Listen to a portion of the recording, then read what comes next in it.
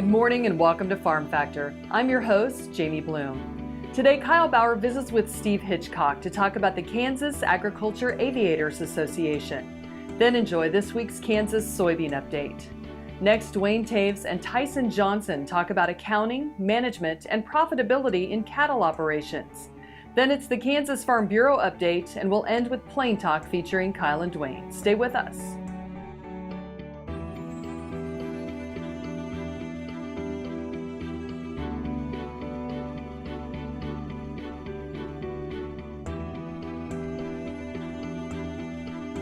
Closed captioning brought to you by Ag Promo Source. Together we grow. Learn more at agpromosource.com.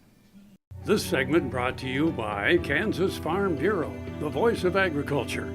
To join today or more information, go to kfb.org or find us on Facebook and Twitter.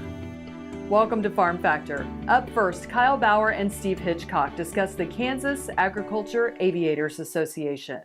Hi, this is Kyle Bauer. I'm visiting with Steve Hitchcock. He's with the Kansas Agricultural Aviators Association, part of their government affairs area.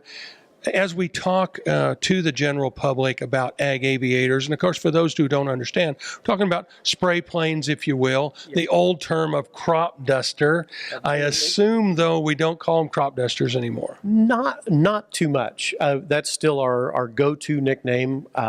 It's expanded much beyond that, and it was a term that originated back in the 1920s, and they are aerial applicators is the true name of the process.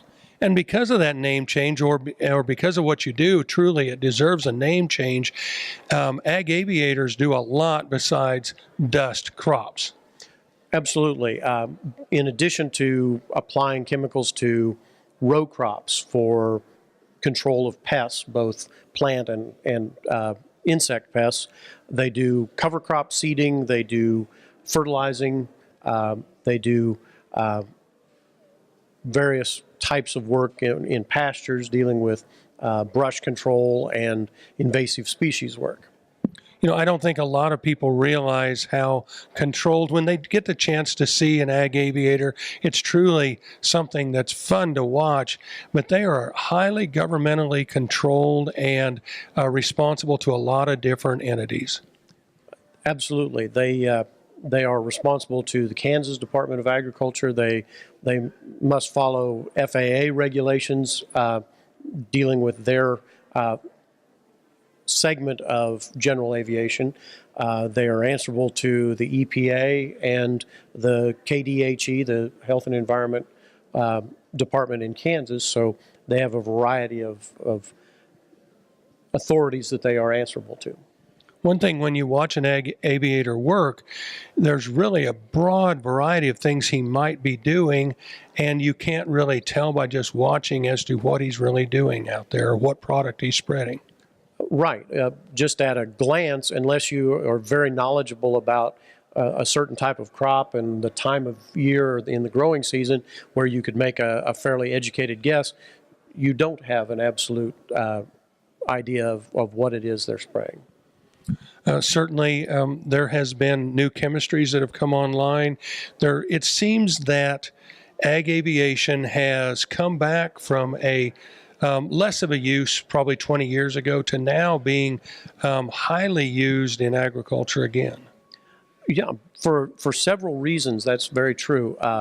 The use of fungicides on corn, wheat, and beans has really been a boon to ag aviators because they're able to apply the product very quickly in a very short time window, which is important in those cases. They can apply to mature crops without damage to the crop and without compaction of the soil. So they're finding them very useful for that, and also the top dressing of fertilizer. So that's really been a couple of the factors that have brought back ag aviation to a degree. We're visiting with Steve Hitchcock. He's with the Kansas Agricultural Aviation Association. This is Kyle Bauer reporting. Back to you, Jamie. Thanks, Kyle. Folks, come back after these messages for this week's Kansas Soybean update.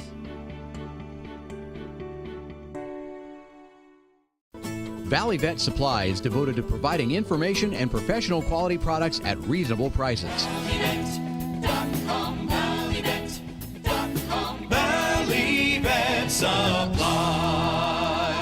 Are your cows practical or profitable? If you want them to be both, come to the Dale Banks Angus Bull Sale Saturday, November 17th near Eureka, Kansas. Selling 140 yearling and coming 2-year-olds who have spent their days on the rugged pastures of the Flint Hills. For 114 years, the Perriers have been focused on providing hard-working, balanced trait bulls for progressive cattlemen nationwide. Make plans to join us November 17th or pre-register to bid online. For more information and to view our catalog, visit www.dalebanks.com. This segment is brought to you by the Kansas Soybean Commission. The Soybean Checkoff. Progress powered by Kansas farmers. Welcome back to Farm Factor and the Kansas Soybean Update.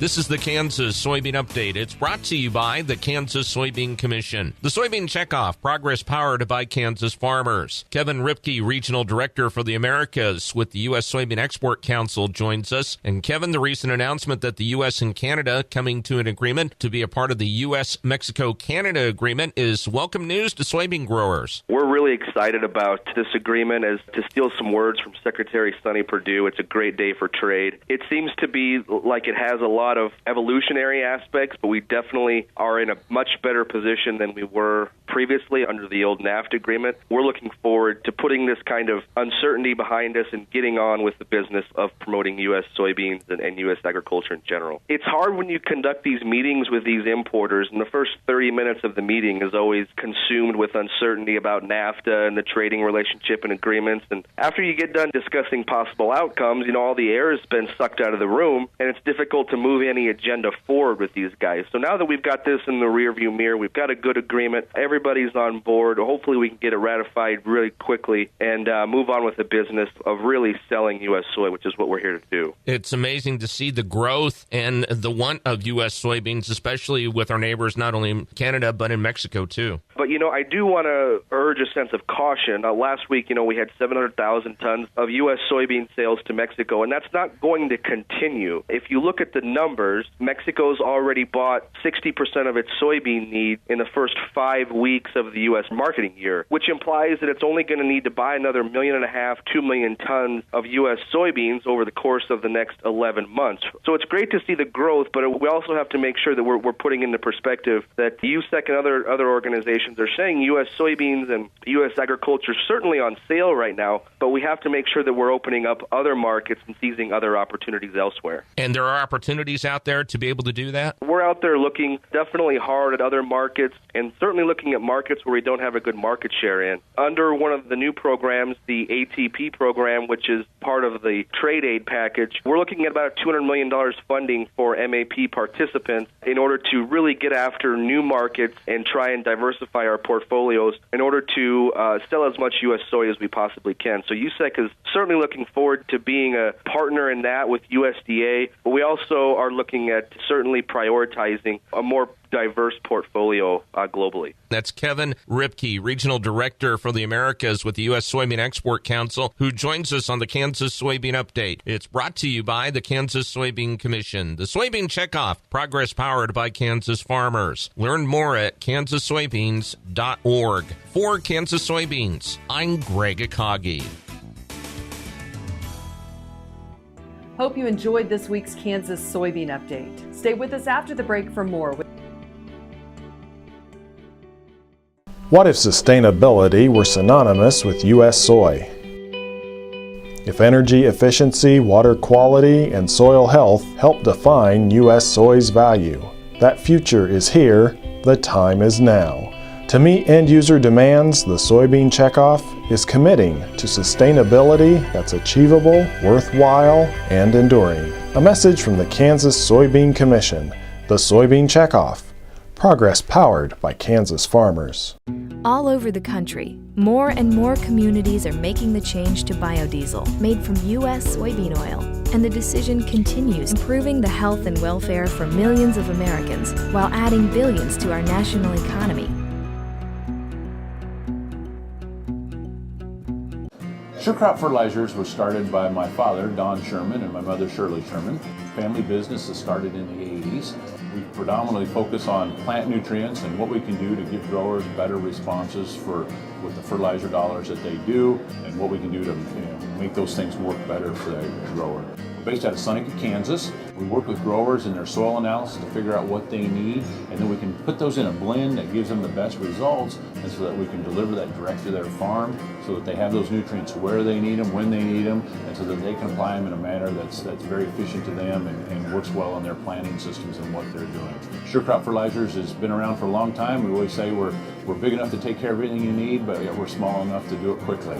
You can get a hold of us at 1-800-635-4743. Our website is surecropfertilizers.com, and you can always email me at Corey@surecropfertilizers.com, and with any questions you have, we'll be glad to answer it and work with you.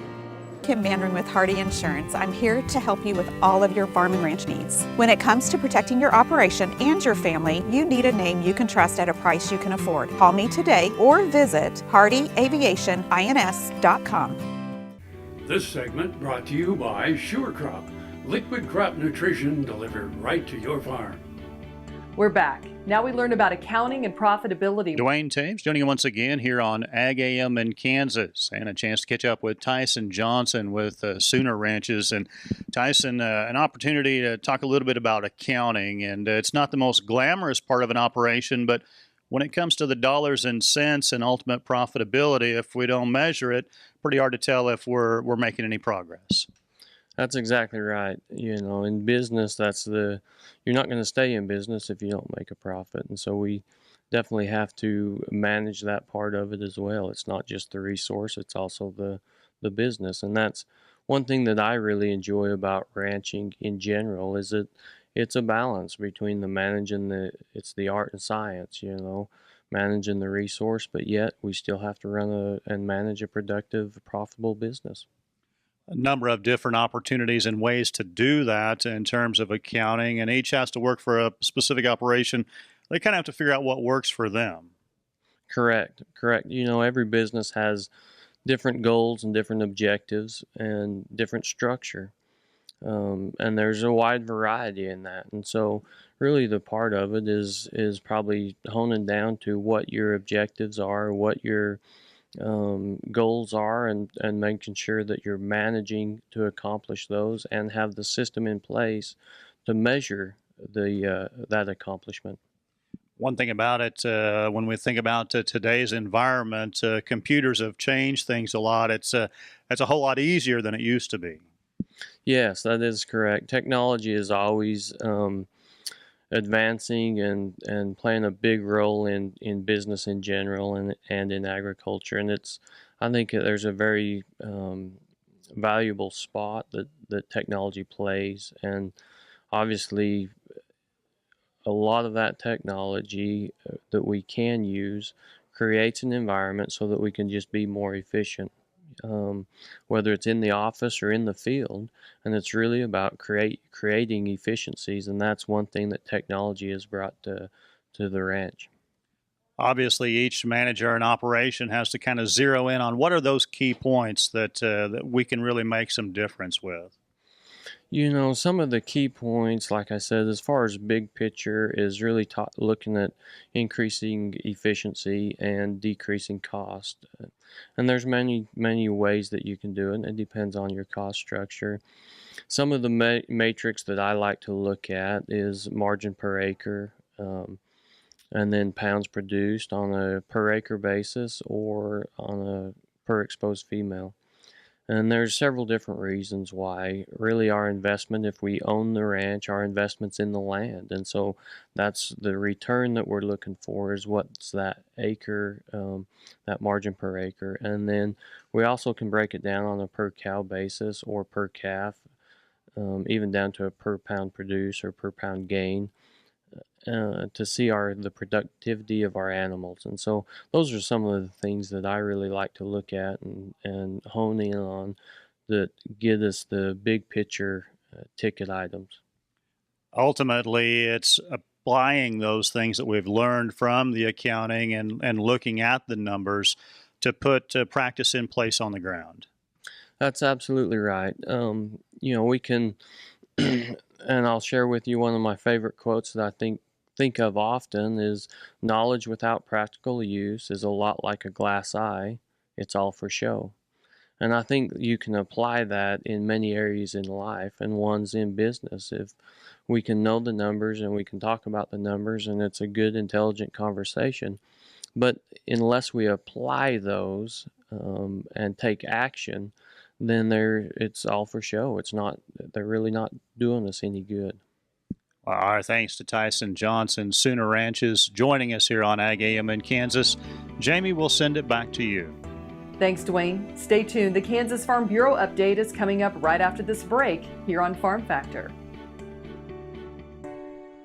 I was in an accident where I fell off a roof. I took the conventional route by using medicine, and I went to see numerous doctors. I found that it really wasn't working as well as I had hoped it would. I don't know why I started to research stem cells, but I did. And I visited with the doctors. They were excellent. I had my neck done, I had my shoulders done, I had a section of my back done, my hips, my sacrum, my sciatica, and my tailbone. But it wasn't really that painful. I was surprised at how easily it was done. It took me approximately 4 hours from the beginning to the end. Now I am having better range of motion in my arms and my neck and my back. So it's been very beneficial to me, and I want to thank Kansas Regenerative Medical Center. It was a long road to get there, but I'm so glad that I found them. Kim Mandarin with Hardy Insurance. I'm here to help you with all of your farm and ranch needs. When it comes to protecting your operation and your family, you need a name you can trust at a price you can afford. Call me today or visit hardyaviationins.com. This segment brought to you by Kansas Farm Bureau, the voice of agriculture. To join today or more information, go to kfb.org or find us on Facebook and Twitter. Welcome back to Farm Factor and the Kansas Farm Bureau update. My name is Doug Zellinger, and I'm a 6th District Board of Representative on the Kansas Farm Bureau Board of Directors. Trade is the economic engineer of agriculture in Kansas. There is no doubt in our mind that as we look at our agriculture prices, it comes from the fact that we have 25% of our agricultural production nationwide that goes overseas to aid some other countries. Here in Kansas, we have 30 to 32% of our agricultural production that is moved to other countries, primarily Mexico. We also are in a situation where we need to be looking for new trade opportunities out there. I like to quote USMEF, United States Meat Export Federation. They said that in 2018 we had our strongest half in terms of exports. That's because of the quality product that we have, and we have done a lot of groundwork as individual and private companies in there. And so we have a major investment in trade that we really need to have the opportunity to have the trade agreements to make happen. So with that in mind, I would leave you with this thought: trade is the economic engineer in agriculture in Kansas. Stay with us. We'll be back after the break with Plain Talk. Tarwater Farm and Home has been family owned and operated since its beginning in 1978. What you need for farm and agriculture, lawn and garden, clothing and footwear, and so much more. You'll be surprised at what you'll find in this huge store. They have what you need and lots of it. So come take a look. You'll discover that customer service is first and foremost. Always has been with the Tarwaters. Tarwater Farm and Home, 4107 North Topeka Boulevard. KFRM is one of the largest farm radio stations in the nation, dedicated to informing and entertaining rural listeners from northern Oklahoma to southwestern Nebraska. You can catch KFRM in many ways. Of course, 550 on the AM dial, streaming at kfrm.com, or on your smartphone by going to the TuneIn Radio app, or on Ag AM in Kansas on Tuesdays and Facebook every day of the week. KFRM, tune us in. You'll be glad you did. The new Better Horses Network is worldwide. Presented by Lucas Oil. Featuring worldwide radio and TV with iconic hosts like Al Dunning, Sharon Camarillo, Ernie Rodina, Lindy Birch, and Craig Cameron. With American Cowboy, Horse and Rider, Brushy Creek, Cavenders, and Ride TV. Worldwide radio and TV. The all-new Better Horses Network. This segment brought to you by Kansas Corn. Learn more at kscorn.com. Welcome back. Now let's see what Kyle and Duane are up to today on Plain Talk. All righty. They say it's the last one of the day in 3, 2, 1. Hi, this is Kyle Bauer with Plain Talk. With the man who realized every time he cleans something, he makes something else dirty, Duane Toews. Well, there you go. Why not just leave it where it is? Exactly. No point in messing up something else. You got that decision to make, which thing's going to be clean, which is going to be dirty. If you just leave it alone, it is what it is. Drives me nuts. And it's really? My own, is that the explanation? It's my own fault. I mean, we chose to have dogs, and we chose to have dogs that have the hair length that they do. But our Border Collie, one of them in particular, loses quite a bit of hair. It appears daily. Mm-hmm. And you can sweep the house. We have hardwood floors predominantly through the house. And you can sweep and you get it all cleaned up. And I swear, 6 minutes later, there's hair everywhere. There's hair everywhere. It's like, how does that happen? I don't know. You should. It's an ongoing battle, you should though. Gather it and then sell it as doggy wig material. There'd be somebody that would buy it. Somebody that would use. Because you have pretty dogs. Who wouldn't want a dog that's as pretty as yours? Yeah, well, when it's individual hairs, it just doesn't look the same. Trust me, when it's a pile on the floor when I've got done sweeping. Well, you would have to straighten them out. It doesn't sell look them. You would have to lay them out straight. It doesn't look like that red tricolored Border Collie at all. All right. It just looks like a brown blob. Okay. So and you don't maybe think they lose their color wigs? when the hair dies. Maybe it loses some of its color. Otherwise, how would they do wigs on people? Well, that's not dead hair. How is it different than? You're saying if you cut it, you freeze it in that state. It's Whereas frozen in time. If it falls out, it died. It died. Yeah. Okay. Versus pulled out. I think that there are people who could prove you wrong, but I'm not that guy. Hey, I don't know. I'm just bringing it up for okay. Food for so thought. What if for food for that thought? So if I were to pull some hair out of my head, not yours. I was going to say, watch it, buddy. Okay. And lay it out. Yeah. You're saying a week or so later, that it would hair still be would the same color if you pulled it out. Oh, I see. But where it just died a natural death. It might not even be the same color as your rest of your hair when you're pulling it. Okay. It might be lighter. I'm really serious about thinking you're wrong, but I don't have the time nor the resources. You have no way to prove me wrong. Prove it. Your fact or fiction question of the day, Kyle Bauer. When a possum plays possum, he's not just playing around, he fainted. Fact or fiction? You know, I've been around my share of possums, and they've actually never played possum with me, but I've heard people talk about it. Have you had a possum play possum with you? I had to got up close and personal. We used to feed the cats at the farm on the back porch, so therefore the possums figured it out, and I dealt with a number of them. Yeah, well, I have too, except they never played possum with me. Really? They ran off. Oh.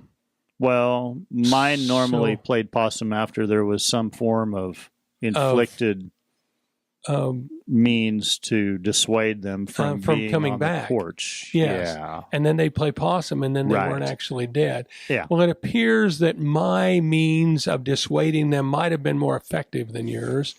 I think you're right. I think they just faint. It's true. They actually pass out from sheer terror. Terror. Yeah. So they don't have a choice as to when. I didn't realize I was a terrorist. Well, terrorer. Ist is a woman, wouldn't it? Yeah, terrorer. I don't know. That's never caught on. It's probably grammatically correct, but yeah. In the Old English language, that might be correct. However, we're not in Old England. Thanks for joining us. I'm your host, Jamie Bloom, and I hope you enjoyed today's show. See you next week on Farm Factor. Closed captioning brought to you by Ag Promo Source. Together we grow. Learn more at agpromosource.com.